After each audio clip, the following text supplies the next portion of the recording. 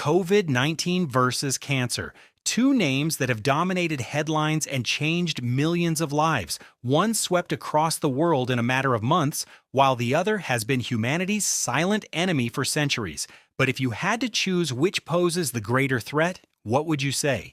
The answer is far more complex than you might think. Today, we're breaking down the science, the statistics, and the real impact of these two very different killers. By the end of this video, you'll understand why comparing them isn't as simple as declaring a winner. Let's start with the basics. COVID-19 is caused by a virus called SARS-CoV-2. It's an infectious disease that spreads from person to person through tiny respiratory droplets when someone coughs, sneezes, or even just talks. Once the virus enters your body, it hijacks your cells, forcing them to become virus-making factories. The virus attaches to receptors on your cells, injects its genetic material inside, and commandeers your cellular machinery to replicate itself thousands of times over.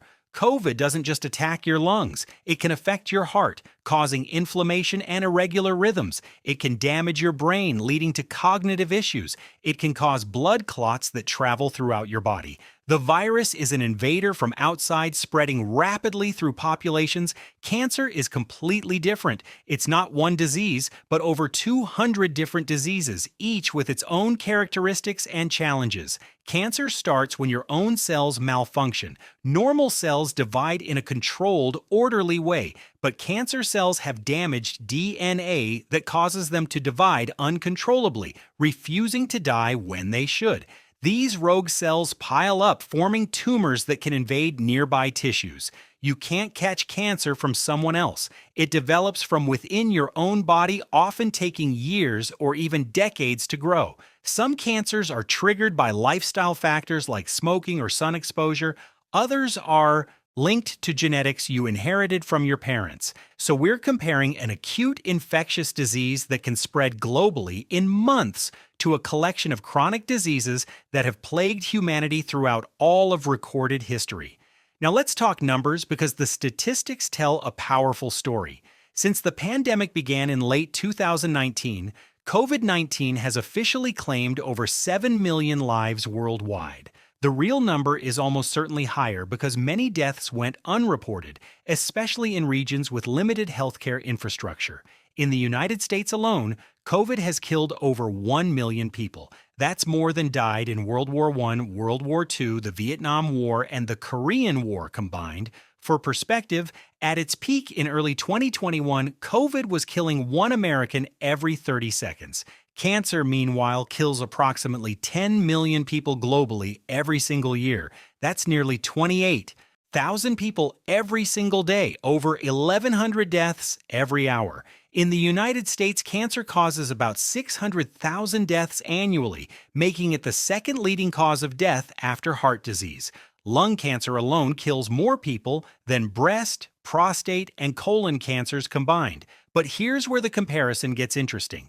COVID-19 caused those millions of deaths in just a few years. It was a concentrated, explosive impact that overwhelmed healthcare systems and shut down entire economies. COVID-19 mortality increases dramatically with age. About 80% of COVID deaths occur in people over 65. Young, healthy individuals can still die from COVID, but it's relatively rare. Time is another critical factor that sets these diseases apart. COVID-19 can kill frighteningly fast. Some people go from feeling fine to being on a ventilator within just a few days.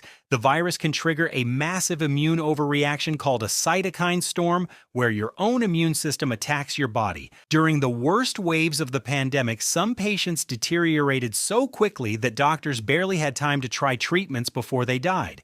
From a healthcare system perspective, COVID created a different kind of crisis. Hospitals were suddenly overwhelmed, with patients needing intensive care all at the same time.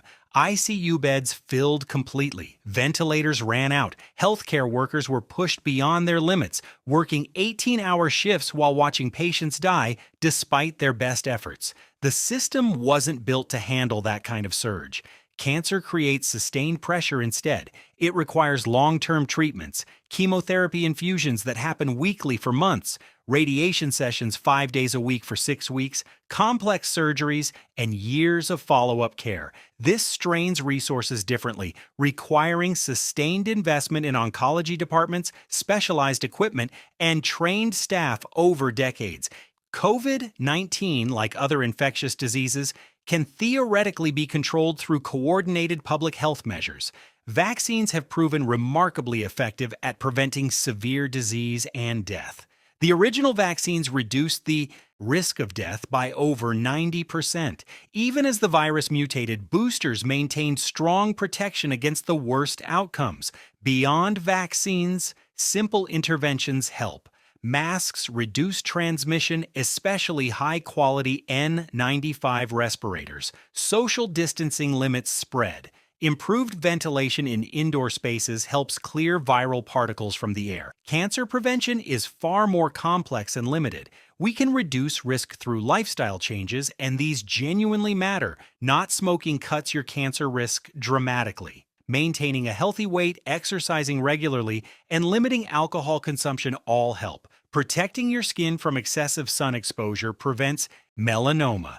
Getting vaccinated against HPV prevents cervical cancer and several other cancers. Screening programs catch cancers early when they're most treatable, but we cannot eliminate cancer entirely, no matter what we do. Some cancers are strongly linked to genetic mutations you inherit. Treatment success rates vary enormously for both diseases. Many cancers caught early have survival rates above 90%. Early-stage breast cancer, prostate cancer, and melanoma are often curable. But late-stage cancers can be death sentences. Pancreatic cancer caught late has a 5-year survival rate under 5%. COVID-19 treatment has improved dramatically since 2020. Most people recover, especially if vaccinated. But severe COVID can still be deadly despite our best interventions, particularly in elderly patients with multiple health problems. So which is deadlier? The answer depends entirely on your time frame and perspective. During the acute pandemic phase from 2020 to 2022, COVID-19 was the third leading cause of death in the United States. In January 2021, it temporarily became the #1 killer, surpassing even heart disease and cancer. It was an unprecedented global catastrophe that killed millions in an incredibly short time. But as vaccines rolled out, as treatments improved, and as population immunity increased through both vaccination and prior infection, COVID deaths declined significantly. The virus is now transitioning toward becoming endemic, meaning it's still dangerous but more manageable and predictable, similar to influenza. We'll likely be dealing with COVID for years or decades, but not at the crisis levels we saw in 2020 and 2021. Cancer, meanwhile, shows no signs of slowing down. In fact, as global populations age, cancer cases are projected to increase by nearly 50% by 2040. That's over 29 million new cancer cases every year compared to about 19 million today.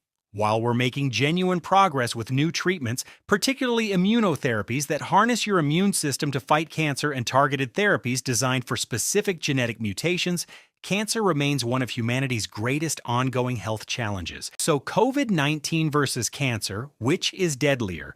The honest answer is that it's the wrong question to ask. These are fundamentally different threats that cannot be reduced to a simple competition. What do you think? After seeing all these facts and comparisons, which threat concerns you more, or do you think we need to fight both equally? Share your thoughts in the comments below. We love hearing different perspectives and having these important conversations.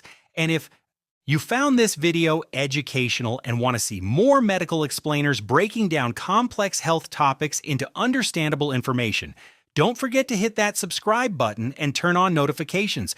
Stay healthy, stay informed, and thank you so much for watching. We'll see you in the next video.